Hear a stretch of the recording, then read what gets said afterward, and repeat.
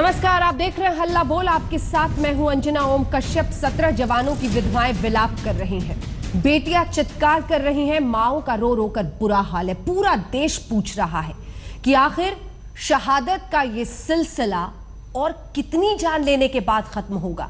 मोदी सरकार हरकत में दिख रही है। 7 रेस कोर्स पर मंत्रणा का दौर चला है, लेकिन देश के सब्र का बांध अब टूटने लगा है।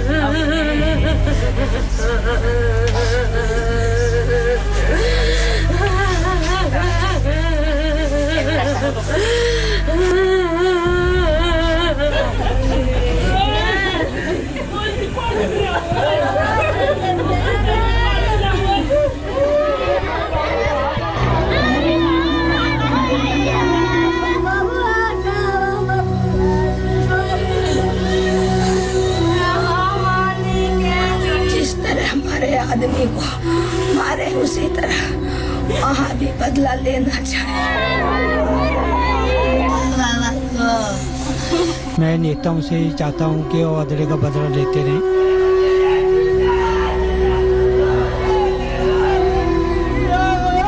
हमारे फौजी का क्या दोष है? जो इससे मेरे पति के साथ किया है उसके साथ भी तो गुनाह इससे होना चाहिए। ना ये तस्वीरें नई हैं और ना ही धोखे से हमारे पेट में छुरा घोंपने की पाकिस्तान की आदत।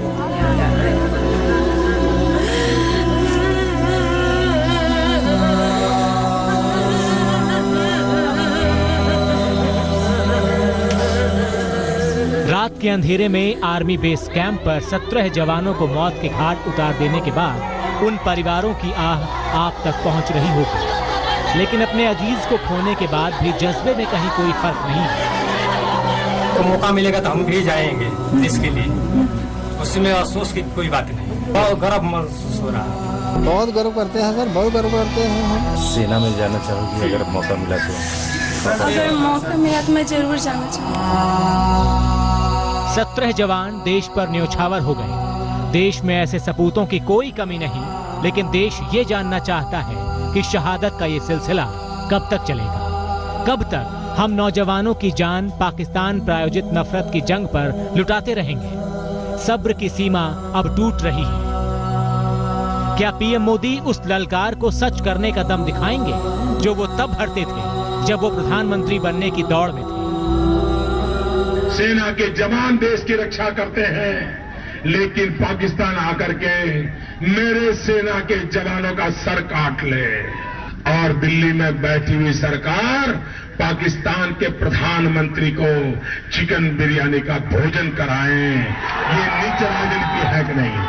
ये नीच राजनीति है कि नहीं है? ये नीच कर्म है कि नहीं है?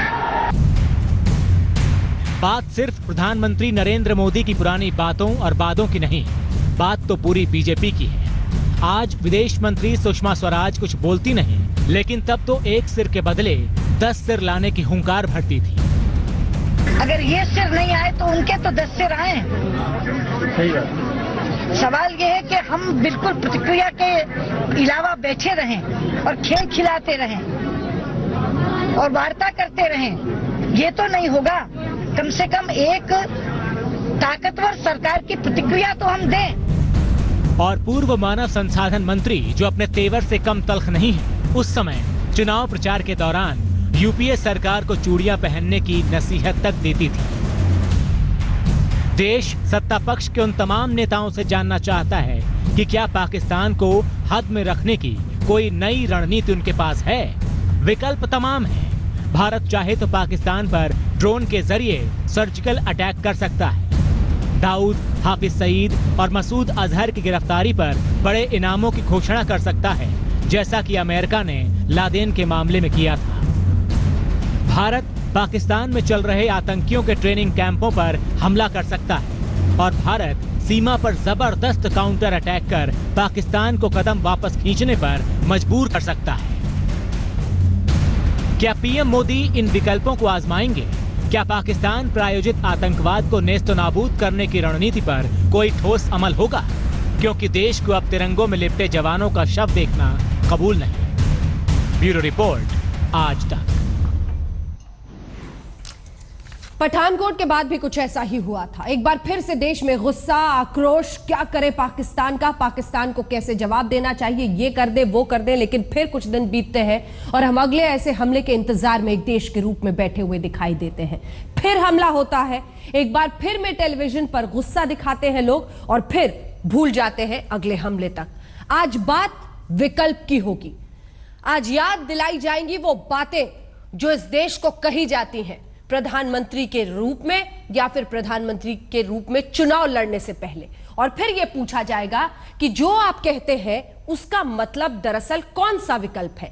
बॉर्डर पर जबरदस्त फायरिंग की जाए या फिर पीओके में जाकर उनके कैंप्स पर हमला किया जाए, या जैसे अमेरिका ने किया था, उसामा बिन लादेन पर इनाम रख दिया था, वैसे आप उन आतंकियों पर, चाहे वो हाफिज सईद हो या अन्य आतंकी हो, उन पर कर दिया जाए।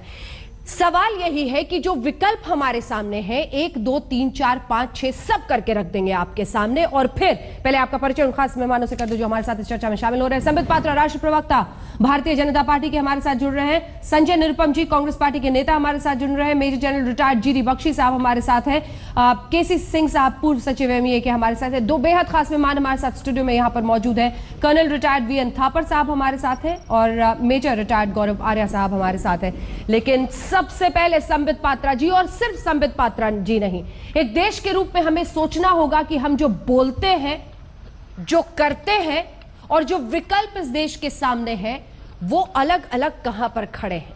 तो संबित पात्रा जी, पहले सुनते हैं कि प्रधानमंत्री नरेंद्र मोदी ने किन शब्दों में पाकिस्तान पर हमले की बात कही थी। फिर दिखाऊंगी मैं आपको 5 विकल्प, बताइएगा उनकी बातों का अर्थ कौन सा विकल्प है। ये मां बेटे की सरकार ने जवानों की हाल क्या करके रखा है। आए दिन हमारे सेना के जवानों को मौत के घाट उतार दिया जाता है। पाकिस्तान हमारे सेना के सर काट के ले जाता है। भाइयों बहनों, ये मां बेटे की सरकार का तो एक ही मंत्र है, लाल बहादुर शास्त्री का मंत्र था, जय जवान जय किसान। मां बेटे की सरकार का मंत्र है, मर जवान मर किसान। अब संबित पात्रा जी, हमने सबको सुनाया प्रधानमंत्री ने क्या बोला था। इससे आगे भी अलग अलग जगहों पर उन्होंने हमला किया था और कहा था कि चुटकी में दबाव बनाया जा सकता है पाकिस्तान पर। आज एक के बाद एक हो रहे इन हमलों के बाद मेरा बहुत सिंपल सा सवाल है सर आपसे, क्या अर्थ है प्रधानमंत्री का? कौन सा दबाव? डिप्लोमेटिक दबाव बनाया जाएगा, लंबे वक्त से सुन रहे हैं। बॉर्डर पर जाकर उन पे हमला किया जाएगा, क्या ये उसका अर्थ है? क्या ड्रोन से हम हमला करेंगे, या हम माने कि अभी तक हमारे पास सिर्फ सर्वेलेंस वाले ड्रोन हैं, अटैक वाले ड्रोन नहीं है? क्या वहां पर जो आतंकी हमारे बैठे हुए हैं, जो इस देश के दुश्मन हैं, उन पर इनाम घोषित किया जाएगा? अर्थ क्या है? प्रधानमंत्री की बातें और जो विकल्प इस देश के सामने है क्या है? ये विकल्प हम दिखा रहे हैं एक एक करके, आपका जवाब।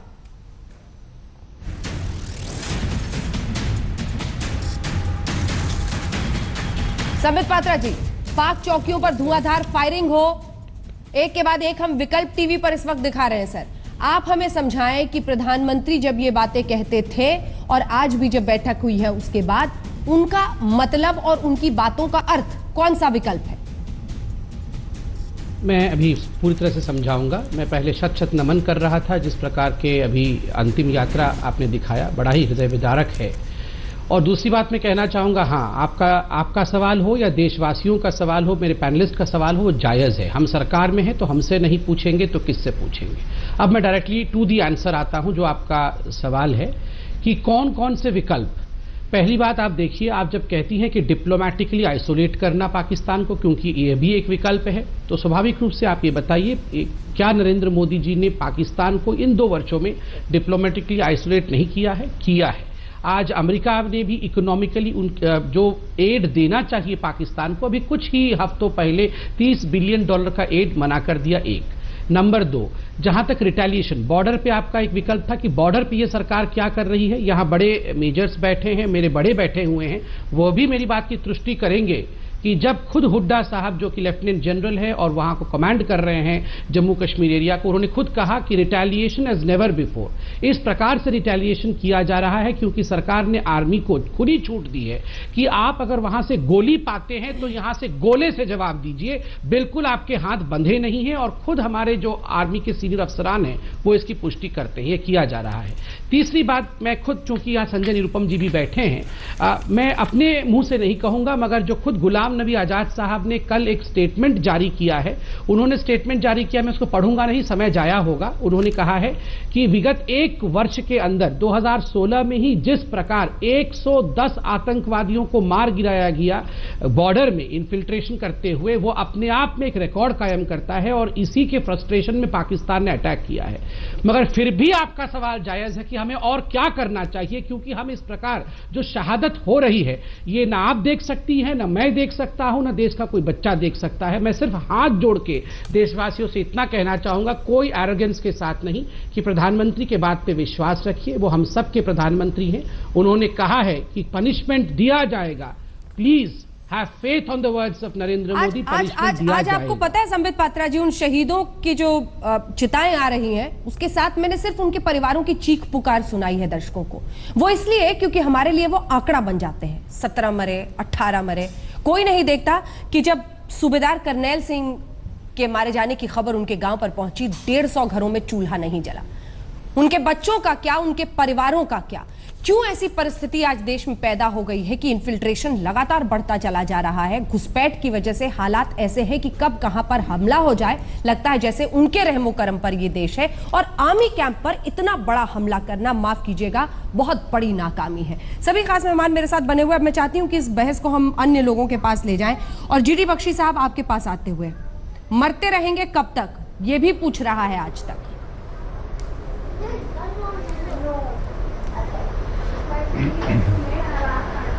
देखो, मैं सीधे सीधे कहना चाहता हूं कि युद्ध के ऑपरेशन में एक समन्वय करना पड़ता है रक्षात्मक और हमलावर कार्रवाइयों के बीच में।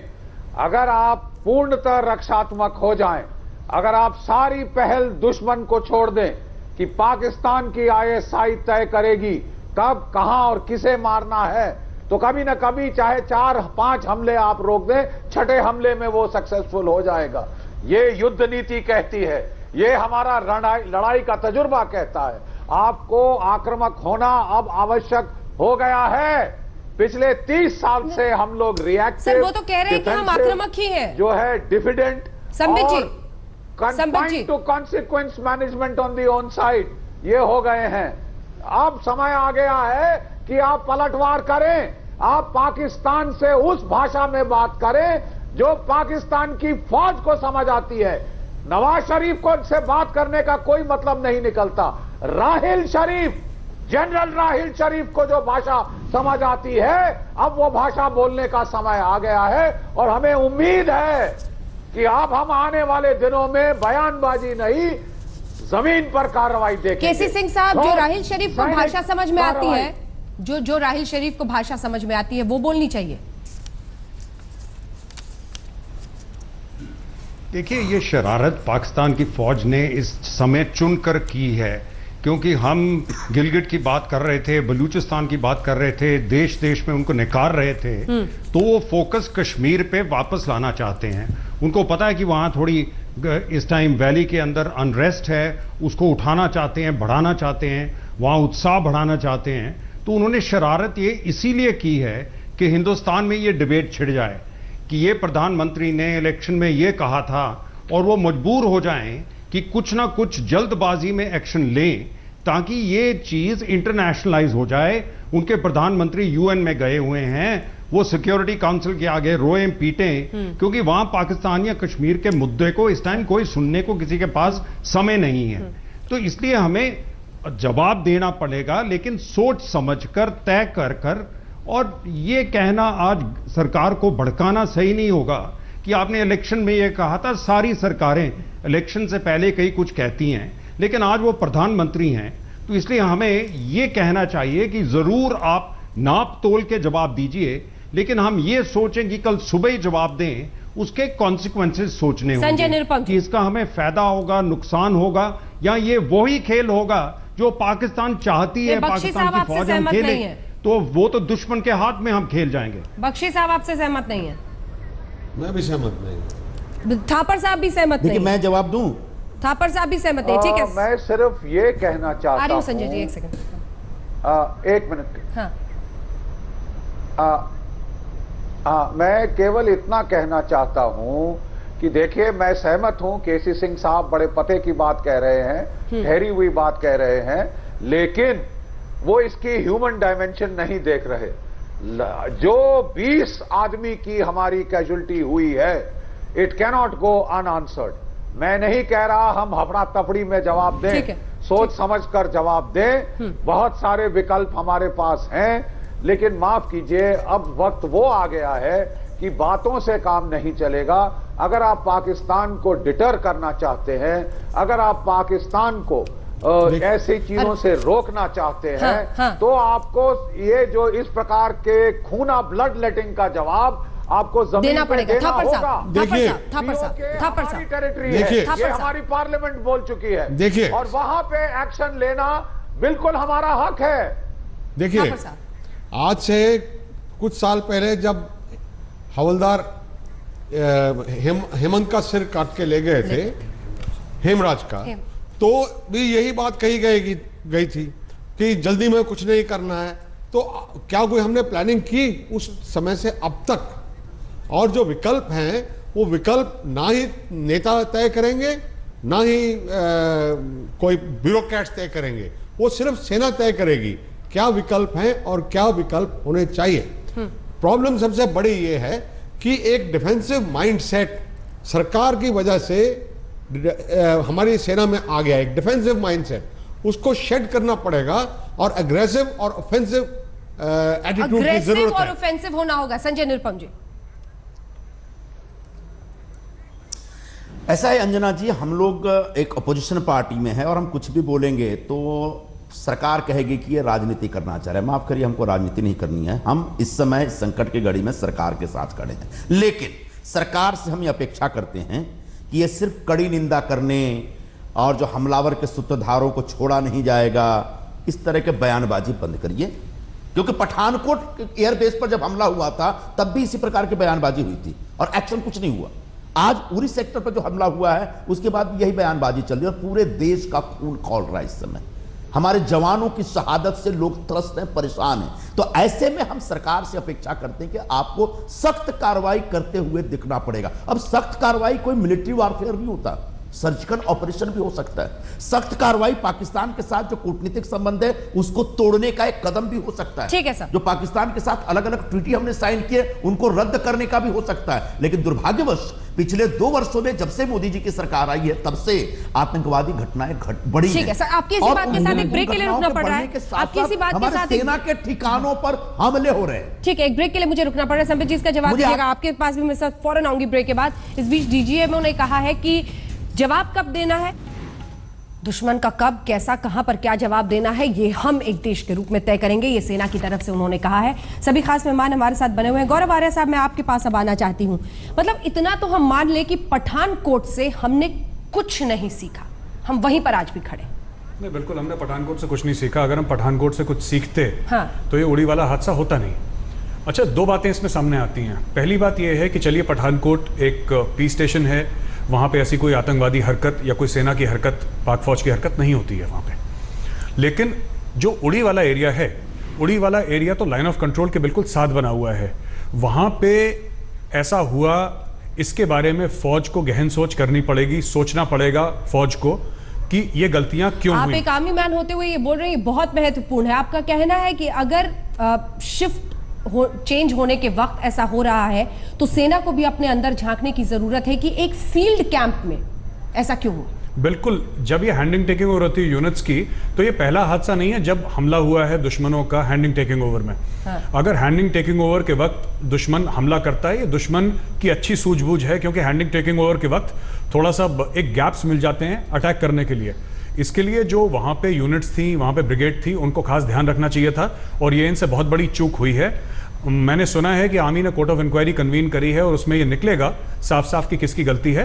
और पाकिस्तान के साथ जो हम कर रहे हैं वो हम जरूर करें, उसकी कोई मतलब दो राय नहीं है, लेकिन हमें अपने अंदर भी झांकना होगा, क्योंकि आज अगर अंदर नहीं झांके तो एक और पठानकोट, एक और उड़ी होना साहब, आप सहमत हैं? 4 आतंकी थे। मैं पूरी तरह से सहमत हूं। इसके अलावा मैं ये भी कहना चाहता हूं कि अभी 5 दिन पहले, सिर्फ 5 दिन पहले पुंछ में इस तरह का हमला हुआ था, पुंछ में।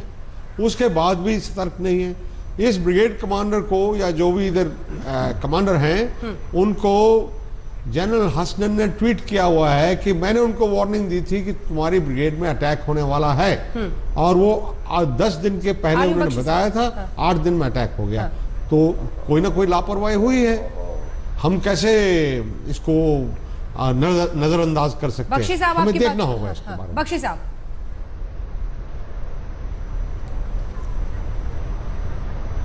मैं तकरीबन सहमत हूं जो कहा जा रहा है, लेकिन 37 साल मेरा भी वहां पे लड़ने का तजुर्बा है, और मैं ये कहना चाहता हूं कि अगर हम पूर्णतः रक्षात्मक नीति अपना लें, हर किसी को डिफेंस और कोर्ट ऑफ इंक्वायरी के मोड में डाल लें, तो आपका नुकसान होगा ही होगा।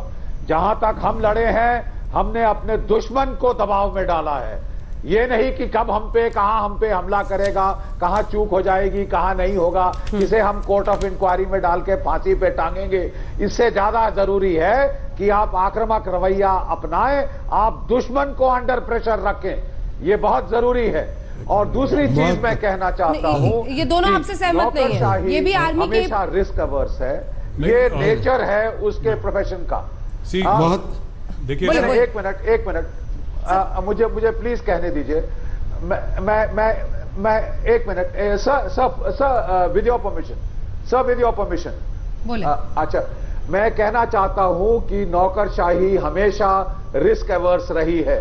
1993 में जब बम कांड हुआ, हमको नौकरशाही ने कुछ नहीं करने दिया। 26/11 में जब हमारे पे हमला हुआ, नौकरशाही बीच में आई और उसने क्या क्या हो सकता है डरा के हमको कुछ नहीं करने दिया। ठीक है। पठानकोट कुछ नहीं करने दिया। उसके बाद, पठानकोट के बाद आपको आक्रामक होना चाहिए था, डिफेंसिव होने के बजाय। मैं प्लीज ये कहना चाहता हूं, मैं बिल्कुल जनरल जीडी बख्शी साहब के साथ डोंट गेट रिएक्टिव। बिल्कुल सहमत हूं, 100% अगर आप रिएक्टिव। दोनों सहमत हैं। हम बिल्कुल सहमत हैं, 100% जनरल जीडी बख्शी साहब के साथ सहमत हैं। Attitude, aggression is the need of the hour sir, 100% हम आपके साथ सहमत हैं। लेकिन कोई ना कोई जिम्मेदार है जिसकी वजह से हमारे अंदर कुछ चूक है, और हमें अंदर भी देखने की जरूरत है। एग्रेशन 100%, हम लोग फौज हैं, अगर भारतीय सेना अग्रेसिव नहीं होगी तो कौन अग्रेसिव होगा इस देश में? विश्व की तीसरी सबसे बड़ी आर्मी, बिल्कुल अग्रेसिव होना चाहिए। जनरल जीडी बख्शी साहब बिल्कुल ठीक कह रहे हैं। बिल्कुल बेटा, वो don't worry about who will be sorted. But it is time now to switch to an proactive mode. 17 आदमी शहीद हो गए हैं, 17 आदमी उन्होंने जान गंवाई है। मुझे बड़ा दुख है उनकी। देखो, सेना में जो भी हैं वो मरने और मरने के लिए तैयार है, लेकिन उनको मौका तो मिलना चाहिए लड़ाई करने का। उनको तो मौका ही नहीं दिया गया। ये उनका बुनियादी हक है कि उनको लड़ाई में अपने हथियार इस्तेमाल करने का मौका मिले। ये मौका कैसे गवाया, क्यों गवाया? हाँ, उसके बारे में हमें कोई किसी न किसी की, जिसने उनका हक छीना है, उनसे लड़ने का हक छीना है।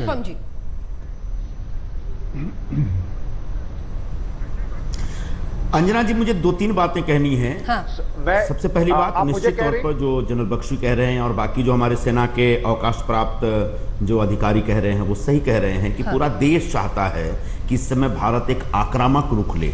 आक्रामक रुख लेने का मतलब सीधे बम ब्लास्ट करना नहीं है, सीधे सैनिक कार्रवाई नहीं होता। उसके बहुत सारे अलग अलग तरीके होते हैं जो मैंने अपने पिछले बयान में बताया। लेकिन मुख्य बात यह है कि भारत सरकार, खासकर प्रधानमंत्री नरेंद्र मोदी जी, पाकिस्तान के संदर्भ में जो पूरा उनकी एक्टिविटी चलती है उसमें बड़ा कंफ्यूज रहते हैं।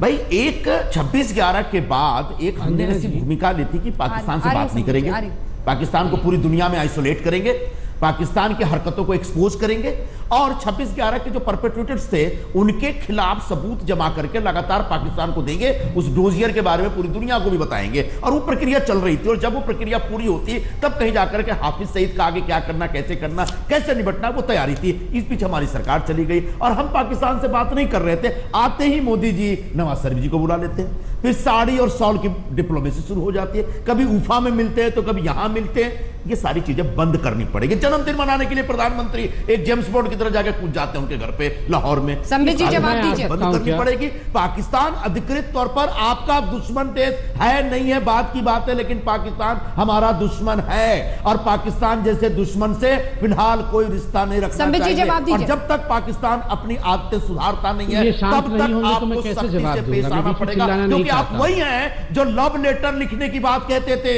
आप वही हैं जो एक के बदले 10 सर लाने की बात करते थे। और आज हाई लेवल की मीटिंग होती है और कहा जाता है कि सही वक्त ये पे तो सही बंद करना चाहिए, ये बंद करना चाहिए सर। फौजी इस मौके पर ये बंद होना चाहिए सर। ये फौजी मरे हैं, फौजी मरे हैं संजय निर्मल जी, सुमित पात्रा जी, यहाँ पे फौजी मरे हैं। आप लोग अपनी सियासत ना करें यहाँ पे, बिल्कुल। एक minute, this is shameful sir. Soldiers have died, please don't play politics here. फौजी भाइयों, हमको मैं तो बोल ही नहीं रहा हूं सर। नहीं सर, ये बहुत गलत बात है आपकी। हमें अपने देश के ये तो मैं हमें ये तो अपने संजय जी देश से के अंजना जी मान- कुछ पूछे। देश को हम संभाल लेंगे सर, आप फिक्र ना करें देश की। आप छोड़ ये हमें दीजिए, देखना है और हम उस सरकार के बहुत साथ संभाल लिया आप लोगों ने जो देश को। पाकिस्तान के साथ करना है वो Politics, आप ये छोड़ this- दीजिए ये और वो सेना के ऊपर छोड़ दीजिए क्या ये करना है। कांग्रेस और बीजेपी का सवाल नहीं है। यहाँ पे सैनिक मर गए हैं, आप लोग कह रहे हैं मोदी साहब ने ये करा, किसी ने ये करा, किसी वी आर नॉट इंटरेस्टेड। हम भी तो यही कह रहे हैं कि कांग्रेस और बीजेपी का सवाल नहीं है। संबित जी सर, ये जवाब देश दीजिए। का सवाल है, कांग्रेस का सवाल नहीं, बीजेपी का उसके बाद सवाल सिंह नहीं। साहब सर, मैं आप लोग ये संबित बात जी। करिए कि क्या करना चाहिए अब वो सरकार अगर को। शहीद हो एक रहे दूसरे हैं, की टांग ना खींचे आप। हक है उनके लिए बोलने का। संबित जी जवाब दीजिए। अंजना जी मैं आ सकता हूँ। देखिए देखिए अंजना एक सेकंड मैं बोल लूँ, एक सेकंड। निरुपम जी, क्या मैं संबित जी देखिए मैं इतना ही कहना चाहता हूँ, जितने भी अभी एक्सपर्ट्स ने कहा बिल्कुल सही कहा कि इसमें तू मैं चिल्लाना बिल्कुल नहीं चाहिए, क्योंकि आज जिन परिवारों में शहादत हुई है वो अगर देख रहे होंगे सल्यूशन के लिए तो क्या सोचेंगे कि ये आ गए अपनी दुकान चलाने के राजनेता, वही चिल्ला चोट शुरू हो गई। मैंने कहा आप हमसे प्रश्न नहीं पूछेंगे तो किससे पूछेंगे, सरकार में है और हमारा दायित्व है आपको उत्तर देना, इसलिए मैं बिल्कुल नहीं चिल्लाऊंगा। आपका जो सवाल था मैं उसी पे स्टिक करूंगा कि पठानकोट के बाद क्या कुछ चेंज हुआ, सरकार ने क्या कुछ टेक्टोनिक शिफ्ट किया, मैं तो कहूंगा बिल्कुल किया। क्योंकि देखिए अभी ठीक कह रहे थे केसी सिंह जी कि एक बड़ा शिफ्ट, पैराडिम शिफ्ट ये रहा कि पहले हम रिएक्टिव होते थे, अब हम प्रोएक्टिव हो गए। कैसे? पहले कश्मीर के ऊपर ही चर्चा होती थी, मगर बहुत ही सक्सेसफुली प्रधानमंत्री ने, और मैं इसे पॉलिटिक्स नहीं कर रहा हूं, बलूचिस्तान को जैसे हम लेके आए थे, समस्या उलझ गई है। गया था। नहीं थापर साहब यहाँ बैठे हुए हैं, कश्मीर की समस्या बड़ी उलझ गई है। मेरा सवाल केसी सिंह साहब से, केसी सिंह पहले साहब जो थापर साहब कह रहे हैं बहुत महत्वपूर्ण, संबित जी एक सेकंड साहब, वो कह रहे हैं कि हम प्रोएक्टिव हो गए हैं, लेकिन उसका जो अंजाम दिख रहा है वो ये है कि जम्मू कश्मीर में जो हालात है, 2013 में जैश में हिजबुल मुजाहिदीन में 31 भर्तियां थी, अब 108 हो गई हैं। This is post Burhan Wani. मेरा सवाल आपसे यह है कि हिंदुस्तान इससे कैसे डील करे? जम्मू कश्मीर में जो हो रहा है उस उबाल को समझने की जरूरत है, क्या रणनीति है इस देश की समझने की जरूरत है। दूसरी तरफ आप पाकिस्तान की तरफ देखिए तो यूएन असेंबली में न्यूयॉर्क में अभी नवाज शरीफ बोलेंगे और एक जबरदस्त अटैक होगा दोनों ही देशों की तरफ से। क्या जानबूझकर पाकिस्तान उकसाने के लिए प्रोवोक करे ताकि अभी इस वक्त हम कुछ अग्रेसिव स्टैंड लें परोक्ष रूप से, इसके लिए भी वो कर सकता है? क्या हम इतने कमजोर हैं कि हमको पाकिस्तान प्रोवोक करेगा? आप बताइए, इतनी बड़ी सेना है, इतनी प्रोफेशनल सेना है, क्या वो प्रोवोक हो जाएगी पाकिस्तान से? पॉलिसी शिफ्ट, पॉलिसी को बार बार बदली करने की वजह से ये सब कुछ। ठीक है सिंह साहब, जल्दी से एक छोटा सा जवाब सर, जल्दी से। हाँ देखिए, इसमें डीजीएमओ ने जो कहा है वो बिल्कुल सही है। ये चीज हमें फौज पे छोड़ देनी चाहिए, क्योंकि पाकिस्तान की फौज ने हमारी फौज पे हमला किया है, ये आतंकवादी को तो इस्तेमाल किया है, तो इसलिए फौज पे छोड़ देना चाहिए कि उसका जवाब उन्होंने लोकल लेवल पे कैसे देना है। इस बात को देखिए, ये 26/11 तो नहीं हुआ ना, पार्लियामेंट पे अटैक हुआ है, जाने गई हैं, बहुत गलत बात है, लेकिन ये आर्मी पे अटैक है, तो इसलिए आर्मी ने कहा है हम जवाब देंगे, और तो आर्मी वो को ही जवाब जवाब देना चाहिए। किस समय देंगे, कब देंगे, कैसे देंगे, उनको उनको तय करना चाहिए, आर्मी को देना चाहिए, लेकिन हमें इंटरनेशनल सतह पे प्रेशर बनाए रहना चाहिए। न्यूयॉर्क में प्रेशर, न्यूयॉर्क में अभी अभी बम फटा है कल। वक्त हमें इतने की इजाजत देता है। बहुत बहुत शुक्रिया आप सभी का हमारे साथ इस चर्चा में शामिल होने के लिए। अंततः कम से कम ज्यादा से ज्यादा पैनलिस्ट का यही कहना था कि सेना पर हमला किया है और अंततः सेना को ही उनका जवाब देना चाहिए, कब कैसे कहां ये उन पर छोड़ना चाहिए।